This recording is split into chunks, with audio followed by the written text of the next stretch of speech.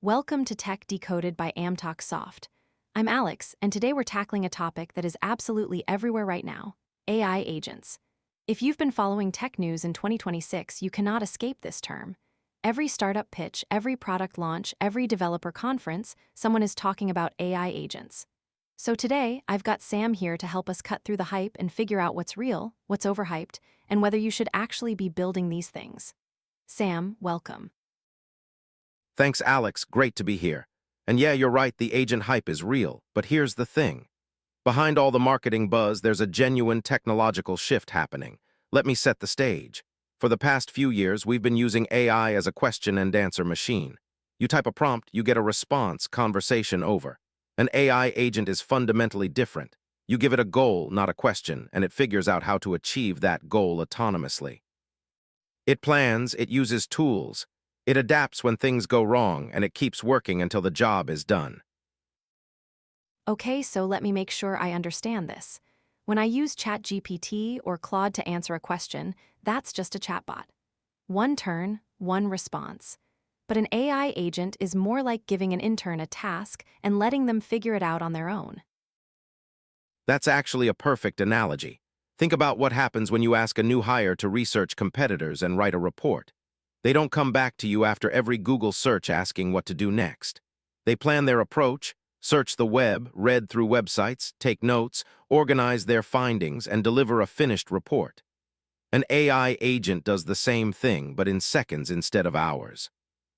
The four key components are a brain, which is the language model doing the reasoning; memory, both short-term conversation context and long-term stored knowledge; tools, which let the agent actually interact with the world, things like web search, code execution, API calls, file access; and finally the action loop: observe, think, act, repeat. The tools part seems really important, because without tools, the AI can only think and talk. With tools, it can actually do things in the real world. Right. Exactly. And this is where MCP comes in, the Model Context Protocol. Think of MCP as a universal adapter. Before MCP, if you wanted your AI agent to connect to Slack, you'd write custom integration code. If you wanted it to also search your database, more custom code. Every tool was a one-off. MCP standardizes all of this.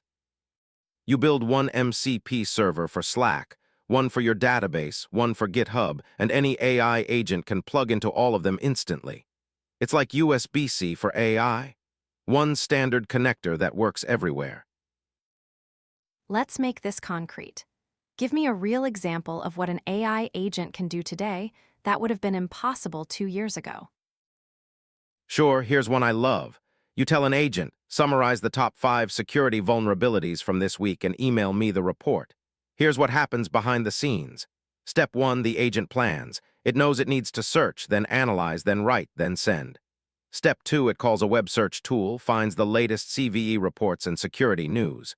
Step 3, it reads through those pages and extracts the key findings. Step 4, it synthesizes everything into a structured report with severity ratings, affected systems, and recommended actions. Step 5, it calls the email API and sends the finished report to your inbox. What used to take 30 minutes of manual research, done in 90 seconds, automatically. No human in the loop. Okay, but here's where I want to push back a little. That sounds amazing in theory. But in practice, don't these agents hallucinate? Don't they make mistakes? I've seen cases where AI confidently gets things wrong. How do you trust an autonomous agent with real tasks?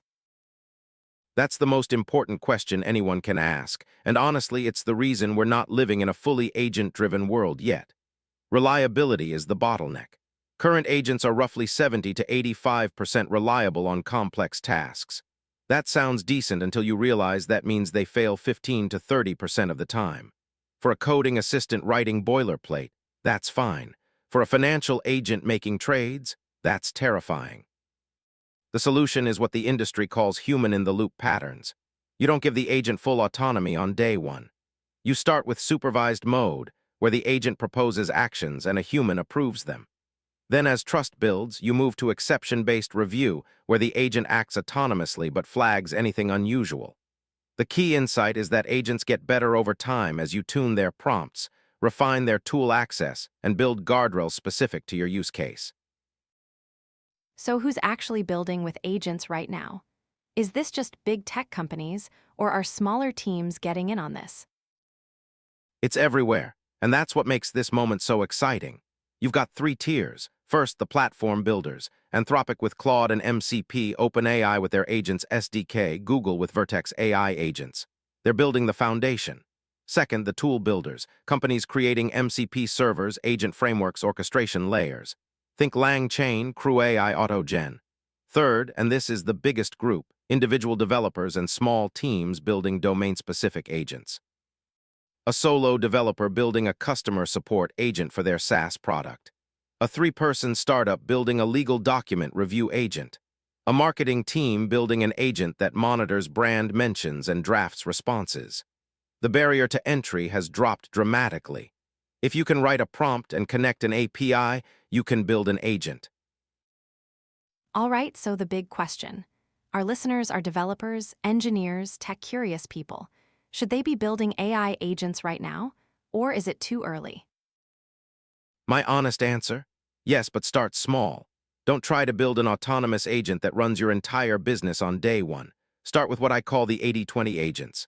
Find a task you do repeatedly that takes 20 minutes or more, something like summarizing meeting notes, triaging support tickets, generating weekly reports, or reviewing pull requests. Build an agent for that one task. Get it working reliably. Learn the patterns, the failure modes, the prompt engineering tricks. Then expand. The developers who start building agent skills now will have a massive advantage in 12 to 18 months when this technology matures further. What are the biggest mistakes you see people making when they first start building agents? Three big ones. First, giving agents too many tools too soon. Every tool you add is another potential failure point. Start with 2 or 3 tools max, get those working perfectly, then add more. Second, not implementing proper logging. When an agent fails at step 7 of a 10-step process, you need to know exactly what happened at every step. Without logs, debugging agents is like debugging code without stack traces. Third, ignoring cost. Agent loops can get expensive fast. Every time the agent thinks, that's an API call. Every time it uses a tool, that's another call. A poorly designed agent can burn through hundreds of dollars in API costs on a single task. Always set token limits and cost caps. Looking ahead, where do you see AI agents in, say, 2 years from now?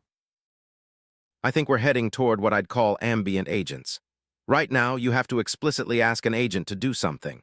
But soon, agents will be monitoring, anticipating, and acting proactively. Your code agent won't wait for you to ask it to fix a bug. It'll detect the regression in your test suite, diagnose the root cause, propose a fix, and open a pull request all before you wake up. Your security agent won't wait for you to run a scan. It'll continuously monitor your infrastructure and automatically patch vulnerabilities. The key shift is from reactive to proactive, from agents as tools to agents as teammates. And I think that shift happens faster than most people expect. All right, let's wrap up with the key takeaways for our listeners. Number 1, AI agents are not just chatbots.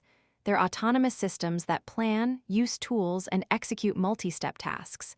Number 2, the technology is real and accessible. You don't need a massive team to build useful agents. Number 3, start small.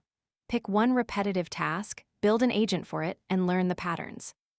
And number 4, reliability is the challenge.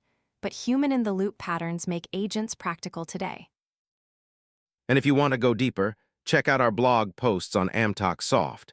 We've covered what AI agents are, how MCP works, building your first agent with Claude, and even multi-agent systems. Links in the description. That's it for today's episode of Tech Decoded. If you found this valuable, hit subscribe on YouTube or follow us on Spotify. New episodes drop every Friday. Next week, we're diving into RAG retrieval augmented generation, why every enterprise is obsessed with it, and whether you should be too. I'm Alex, that was Sam, and this has been Tech Decoded by Amtalk Soft. See you next Friday.